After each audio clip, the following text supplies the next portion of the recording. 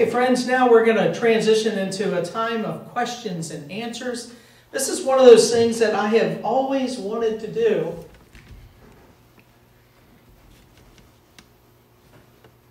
After a sermon, is to see if people had questions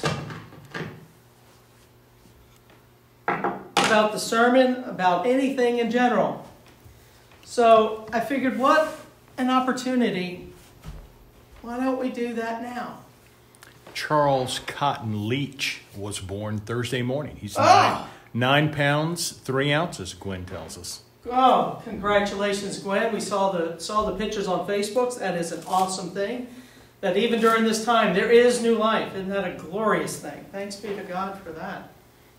Absolutely. Any other feedback? I'm going to put the mic back on so that y'all might be able to hear me a little better.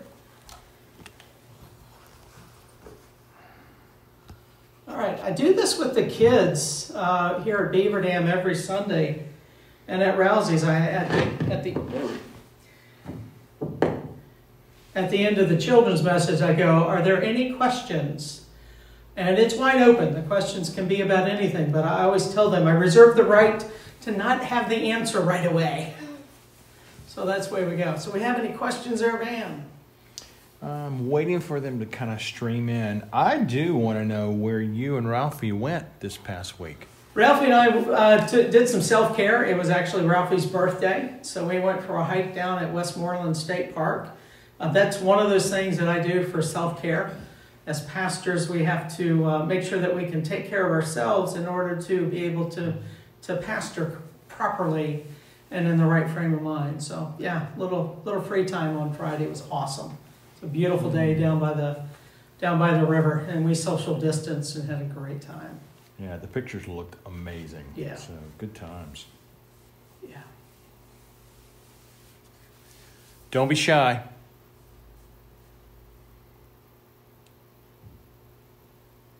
What can we do to or for a family that does not have internet? That is a struggle.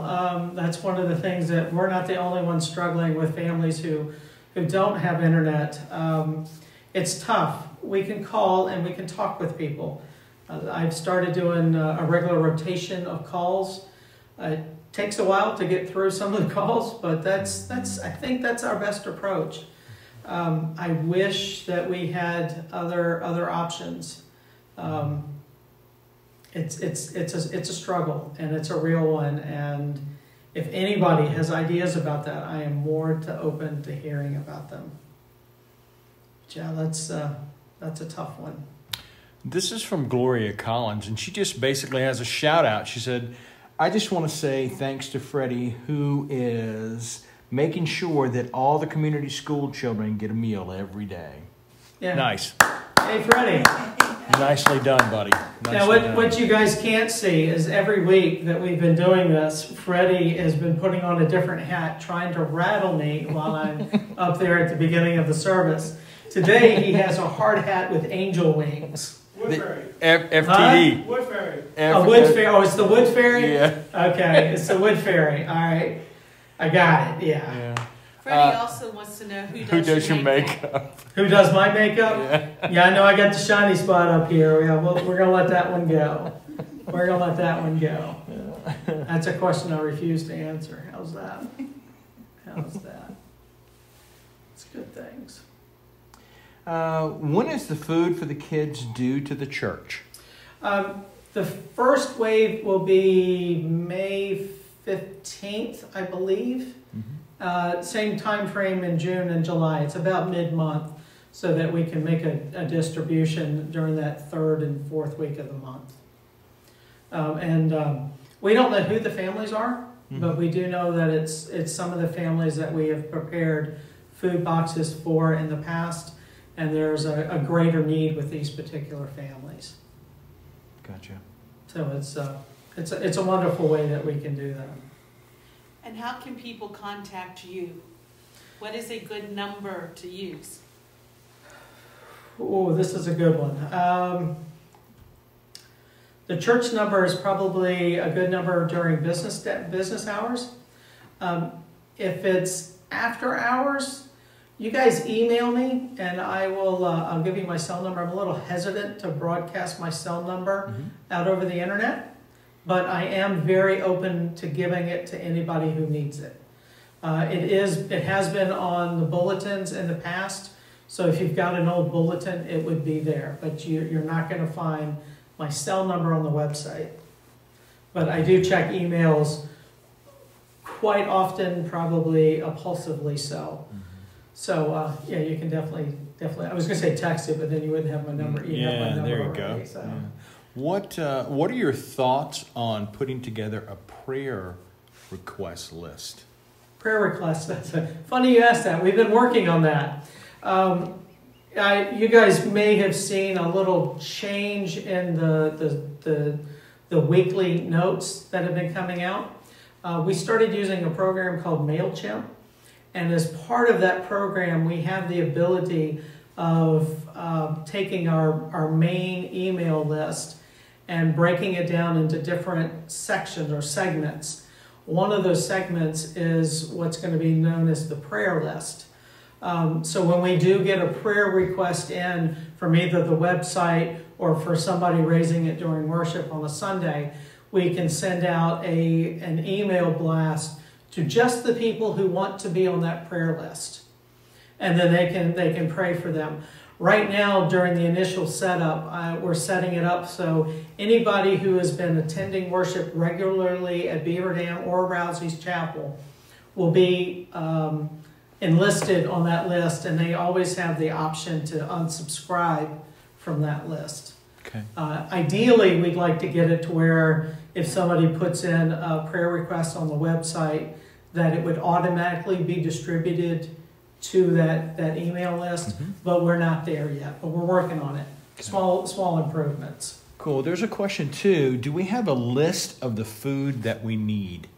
Yes, there is a list of the food that we need. We just set up a Sign Up Genius, which is one of these programs that other organizations are using for keeping track of families who want to sign up for weekly ball snacks, and some churches are using it for people to sign up for potlucks when the church is really big. We're using that same program with sign-ups for each month with the items that we need. So you'll be seeing that this week. Lauren Easter just set that up. It went live yesterday, so I need to make sure that we can email it out in the proper format. But you'll be seeing that by Wednesday. You guys will get an email blast with that Sign Up Genius on it. It's a really slick program, and there's no cost to the church, which is really awesome. Is really the awesome. internet still available at church for people to use? And how do they use it? Okay. The question was, is the internet still available here at the church? And absolutely. We set up a wireless Wi-Fi spot here at church for guests, so it doesn't interact with anything within the church's computer system, but is a separate entrance to the internet. We are very fortunate here at Beaver Dam. We are hardwired in to the switching station, which is right next door to the church, which means we have got unbelievably fast and reliable internet. There is a password that goes with that service, and if somebody would just text me or email me, I can send them that password. There again, it's one of those passwords we want to control, but we're very open with giving it out. But if someone in the neighborhood wants to get the password and they don't have your information, how can they get it? They can go to the Beaver Dam website, BDRCUMC, and email. You can contact us through that, and I automatically get that email and we'll reach out. And we do have people using it. The Wi-Fi signal is extremely strong. You can pick up the Wi-Fi in all of the pavilion and anywhere in the parking lot. So people can sit in their cars and do whatever they need to do. Keep that distance. And we have people taking advantage of that 3 or 4 times a week, which is awesome. Gotcha. What other things is the church doing in the community in the area. Tell us about what's still going on now. Even though we're not together in the same room, we're still together. What are we doing? A lot of the same ministries are happening. We delivered the wood ministry still active. We delivered wood this past week. We're not cutting wood because of the personal distance thing, but we have enough wood ready to go that is still happening. We're still collecting for wheat, so wheat is still ongoing. We're picking up the families from Bird Elementary. I mean, not Bird Elementary, Beaver Dam Elementary. And all of the other ministries are still plugging along. People are making Afghans and Lapgans. We've got people making masks for some. So, I mean, y'all are still working, which is impressive. It's a good thing. Now, I heard rumor that the church administration-wise is still functioning in the background with no challenges. Tell me about that, and how are you guys communicating? We are communicating with, we're in a lot of communication with the district office and the conference. Most of it is via email. The district superintendent started a weekly Zoom meeting. And for you guys who don't know what Zoom is an online live conferencing. It's kind of like you're sitting around a table, but everybody's picture is just up on the screen. And that has been helpful. So the Richmond clergy have been gathering once a week on Zoom, and we're sharing ideas, we're sharing resources, we're sharing our struggles. The struggles with rural internet is one of them. We're kind of fortunate in some of the struggles that I'm seeing in other churches. Financially, we're doing okay. Y'all have been faithful in your giving, and that giving is continuing, and we're thankful for that. Some of our larger churches, our brothers and sisters there, are struggling quite a bit. And unfortunately, and greatly, we're not. We're not struggling right now with what to do about VBS because we haven't made any hard and fast plans.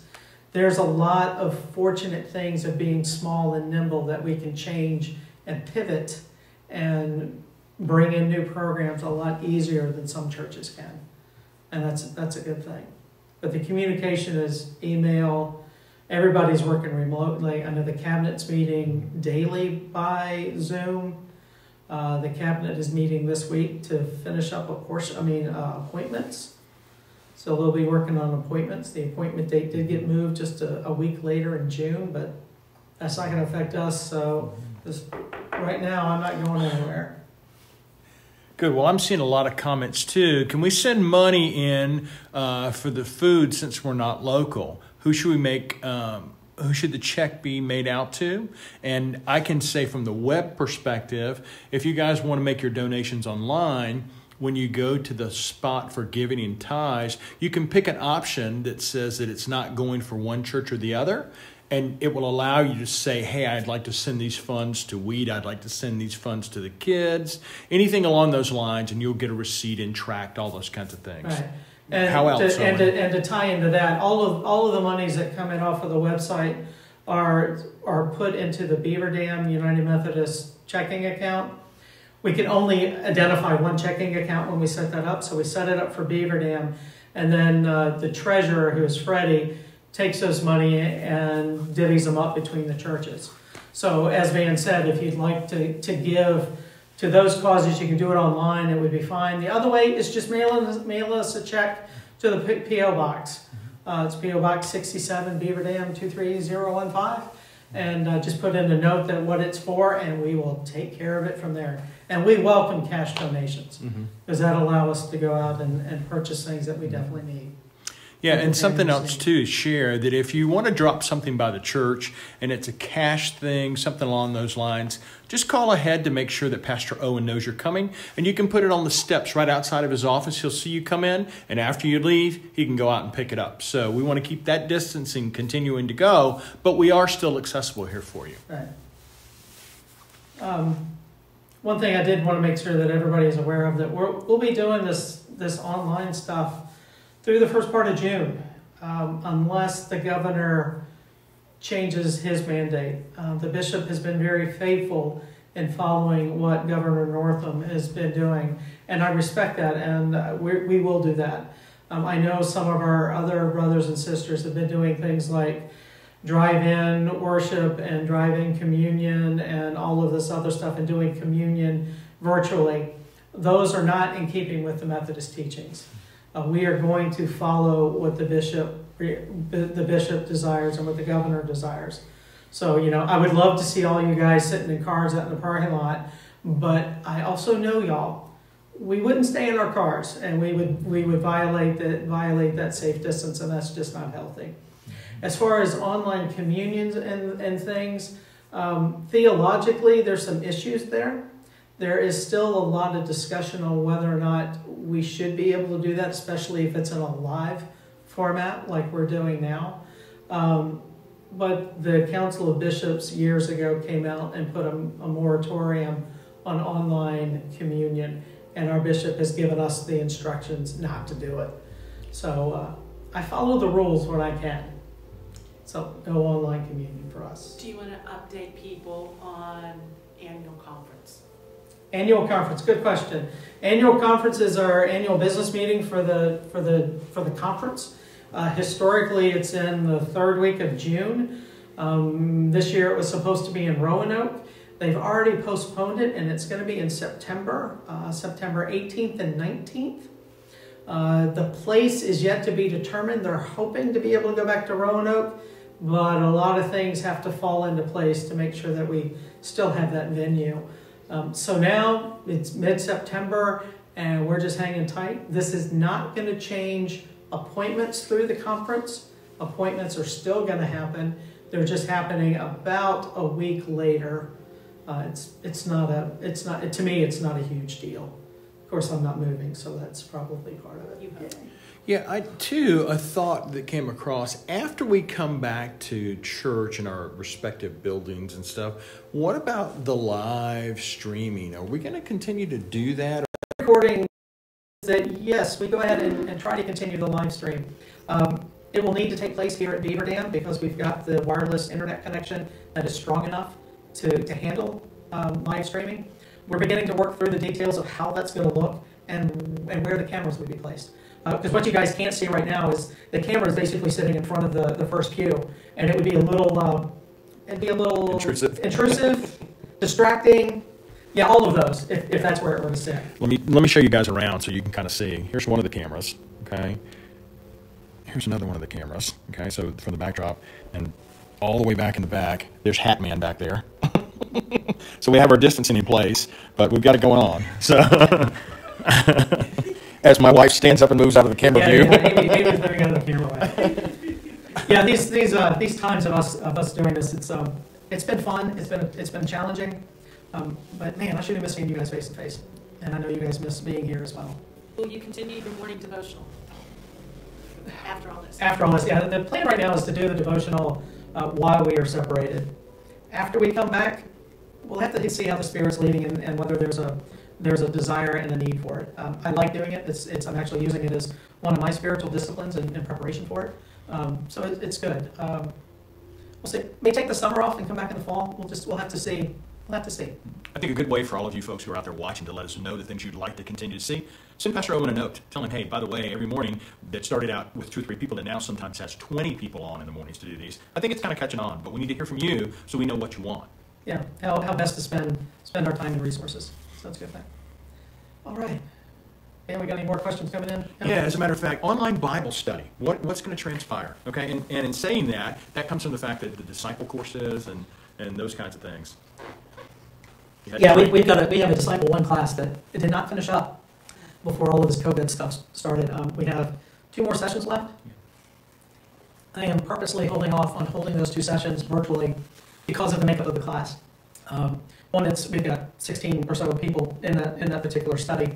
And the last 2 sessions, we need to be sitting in the same room. So whenever they happen, we'll make those happen sometime over the summer.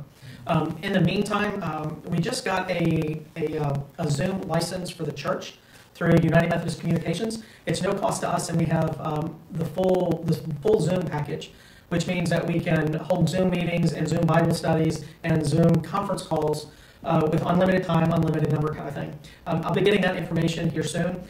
So I am thinking of a Zoom Bible study. Right now, time and topics are still open. It may be one like we've done in the past where we offer an evening session as well as a daytime session. So what I'm looking for some guidance on is, one, if there's an interest for that, and what time of day would work, what day and time would work, as well as some topics. What do you guys want to study? Because it's going to be a little different. It's going to be probably a little more lecture-y than what we've done before, a little bit more lecturing. But definitely we'll be able to get some conversations flowing and get some personal growth growing there. Is there any way we can do something for those who do not have internet? Yeah, that question's already been asked once. Well, it's tough. I would suggest continuing with the daily devotionals from either the upper room or the Word for You today. We did just get in the upper room for May and June. So if you know of people who need that, just let me know and we can mail it to them. I'm going to be doing some of that this week with some congregational members that I know have been using it and need it. So we'll continue that way. I'll have to work on putting together something that I can mail out to people, because this is going on longer than what I anticipated. Yeah. Any other questions? Now's the time, and I still see that there are 18, 19 folks on there, and I know there are husbands and wives conglomerated together. There we go. Yeah, if you have questions, now's the time. It can be about anything. Ask him about those shoes, where he takes the walk. Why does he take the walk?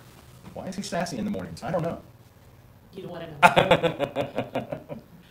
And y'all don't know what this experience has been like working with this group. Wow. He knows.